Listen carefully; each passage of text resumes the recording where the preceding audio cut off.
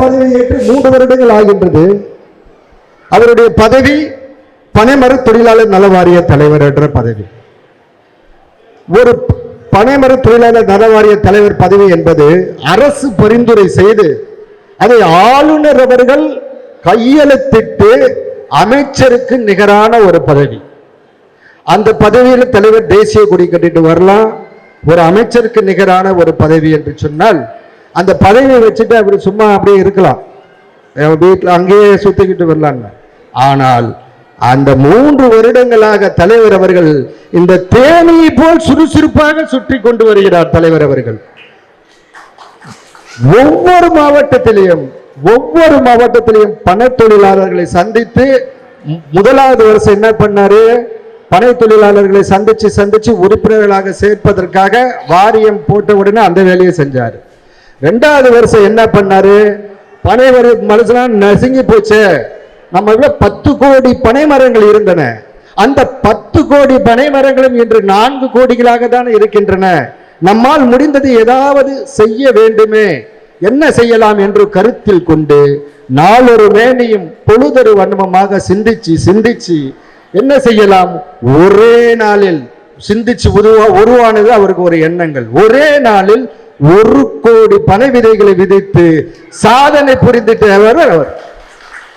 அந்த 1 கோடி பனை விதையை ஒருத்தரால நட முடியுமா?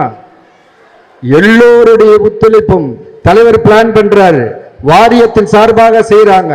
என்ன பண்றாங்க, அங்க என்எஸ்எஸ் என்பது நம்ம அந்த என்எஸ்எஸ் அமைப்பில் இருந்து 1,20,020 மாணவர்கள், அந்த கோஆர்டினேட்டர் செந்தில் வந்தாரு. தன்னார்வ அமைப்புகள் பல கலந்துகிச்சு. தன்னார்வ அமைப்புகள் எல்லாத்தையும் கூப்பிட்டு ஒரு 3, 4, 6 மாதங்களாக இடைவிடாத பணி. சும்மா மறுத்து வர முடியாது.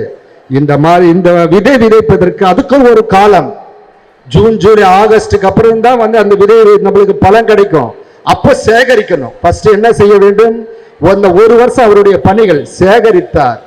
சேகரித்து எங்க நடப்போமோ ஒரு இடத்துல அதை ஸ்டாக் பண்ணணும்.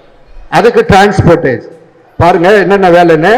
முதலில் சேகரிக்க வேண்டிய எங்கே கிடைக்குது என்று அறிய வேண்டும். அந்த அறிந்த இடத்திலே சேகரிக்க வேண்டும். சேகரித்ததை ஒரு இடத்திலே நிறுத்த வேண்டும். பின் அதற்கான அமைப்புகள் எல்லாம் சேர்த்து அங்கங்க வச்சு 1 கோடியை நட்டு அதில் 9 அமைச்சர்கள், சட்டமன்ற உறுப்பினர்கள், நாடாளுமன்ற உறுப்பினர்கள் எல்லாம் கலந்து கொண்டு ஒரே நாளில் விதைத்து உலக சாதனை படைத்தவர் நம்முடைய தலைவர். அந்த வருஷம் ஃபர்ஸ்ட் அது செஞ்சாரு. இப்பொழுது 3 வருஷம் இதான் நடந்து ஒழுங்காக போயிட்டு இருந்தது. இந்த இடைப்பட்ட 3 வருடத்திலே பனை தொழில தொழிலாளர்கள் டெய்லி போன் பண்ணி அவங்களுடைய குறைகளை சொல்லிக்கிட்டே இருந்தாங்க. சரி, நானே ஃபீல்டுக்கு வருகிறேன், நானே களத்தில் ஆய்வு செய்ய வருகிறேன் என்று சொல்லி விருதுநகர் மாவட்டம், போன மாசம் விருதுநகர் மாவட்டம், தூத்துக்குடி மாவட்டத்திலாம் திருநெல்வேலி சுற்றுப்பயணம் 3 மாவட்டம் ஆகி போயிடுச்சு. அதுக்கப்புறம் காஞ்சிபுரம், செங்கல்பட்டு மாவட்டம், திருவாரூர், நாகை மாவட்டம், இன்னைக்கு திண்டுக்கல், தேனி மாவட்டம், நாளைக்கு மதுரை, ராமநாதபுரம் மாவட்டம். இப்படி ஒவ்வொரு மாவட்டங்களாக கள ஆய்வு மேற்கொண்டு தொழிலாளர்களுக்கு என்ன பிரச்சனை என்ன என்பது தெரியும். அந்த பிரச்சனை உண்மையிலே இருக்கின்றதா, அது போலீஸ் பிரச்சனை இருக்கிறது. என்ன சொல்றாங்க, நம்முடைய மரம் பனை மரம் அது சாதாரண ஒரு மரம் அல்ல, தமிழ்நாட்டின் நம்முடைய மாநில மரம் பனை மரம். அந்த பனை மரத்தில் வருகின்ற ஒவ்வொரு பொருளும் உபயோகமான பொருள். அந்த பொருள் என்ன செய்யும், முதல்ல நீராபானம் வரும், அதுக்கப்புறம் அதுல சுண்ணாம்பு கலந்தா பதநீர்னு விற்பாங்க. அந்த பதநீரை காய்ச்சி கருப்பட்டி, அதுக்கப்புறம் நொங்கு வெட்டி எடுத்தால் நொங்கு, அப்புறம் பனம்பழம், அப்புறம் பனங்கிழங்கு, அப்புறம் பதநீர்ல பன ஓலைகள்ல இருந்து நிறைய கைவினை பொருட்கள் செய்து அதை விற்பனை செய்யறாங்க. அந்த காலத்துல நம்முடைய தமிழ்நாட்டில் சங்கம் வளர்த்தது இந்த மாவட்டத்தை சேர்ந்தது தான், மதுரை மாவட்டத்தை சேர்ந்து சங்கம் வளர்த்த தமிழ் என்று சொல்வார்கள். அங்கதான் நம்ம நக்கீரன் எல்லாருமே இங்க இருந்து வந்தவர்கள் தான். இந்த தென் மாவட்டத்திலிருந்து தொல்காப்பியர் எல்லாம் வந்தவங்க. இப்பேற்பட்டவங்க எல்லாம் எழுதியது எந்த ஓலை, பண ஓலையில் தான் தமிழ் எழுத்துக்களை எழுதி இலக்கியத்தை வளர்த்தது இந்த பண ஓலை தான். அப்பேற்பட்ட ஒரு மரங்கள் இன்று அழிகின்றன. அந்த தொழில் செய்வர்களை நசுங்குகின்றன என்று மிகவும் வருத்தப்பட்ட தலைவர் அவர்கள் ஒவ்வொரு மாவட்டமா சுற்றுப்பயணம் செய்து உங்கள் குறைகளை சொல்றாங்க. இந்த பனைமரம் பதநீர் இருக்கும் பொழுது காலையில் பதநீர் விற்கின்றார்கள், சிறிது நேரம் மதியம் ஆகிவிட்டால் சாயந்தரம் ஆகிவிட்டால் புளித்து விடுகின்றது. அந்த நேரத்தில் காவல்துறை அதிகாரிகள் போய் என்னங்க புடிச்சிருச்சு கல் வைக்கிறீங்களா என்று சொல்லி அவங்க மேலே வழக்கு தொடர்கிறார்கள். என்ன வழக்கு என்று சொன்னால் அவர்கள் மேலே பதநீருக்கென்று ஒரு வழக்கு கிடையாது, பதநீர் புளித்து கல்லானால் அதற்குன்னு வழக்கு கிடையாது. கள்ள சாராய வழக்கிலே அவர்களுக்கு தமிழ்நாடு புரோகிபிஷன் ஆக்ட் 41AA அதன் பிரகாரம் அவர்களுக்கு வழக்கு போடுறாங்க. அந்த வழக்கு என்ன சொல்கின்றது?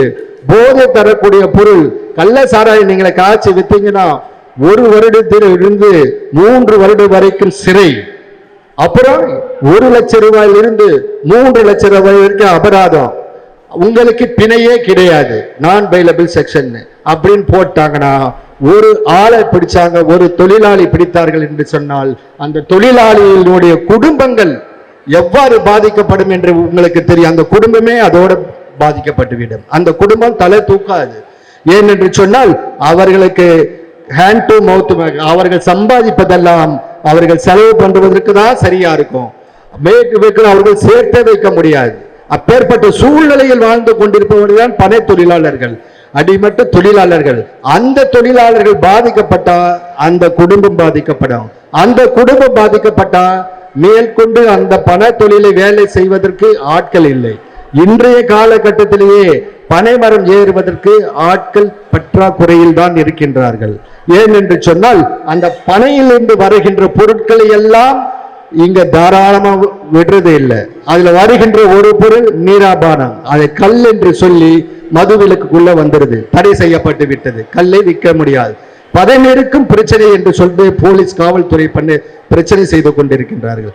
அதையெல்லாம் கருத்தில் கொண்டு தலைவர்கள் சுற்றுப்பயணம் செய்து அந்த விஷயத்தை நமது தமிழக முதல்வரிடம் நேரடியாக எடுத்து சொல்லி அதற்கு விலக்கு அளிப்பதற்காக நம்முடைய பனைமர தொழிலாளர்கள் வாழ்வாதாரத்தை பெருக்குவதற்காக அவர் இந்த தினம் இருக்கிறார். அதான் சொல்லுவாங்க, இதனால் இவன் முடிப்பான் என்றாய்ந்து அதனை அவன் கண் விடல் என்று வள்ளுவர் பெருமான் சொல்லுவாரு. யார்கிட்ட இந்த பொறுப்பு கொடுத்தா சிறப்பா செய்வாங்கன்னு தமிழக முதல்வர் சொன்னாரோ அதை தலைவர் அவர்கள் சிறப்பாக செய்து கொண்டிருக்கின்றார்.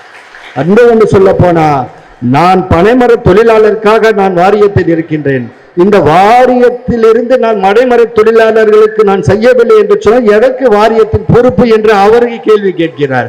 காமராஜரை போற பதவி என்பது பணி செய்வதற்காக தான், தவிர பதவியை வைத்து சுகம் அடைவதற்கல்ல என்பதை தலைவர் எடுத்துக்காட்டாக விலகி கொண்டிருக்கின்றார்.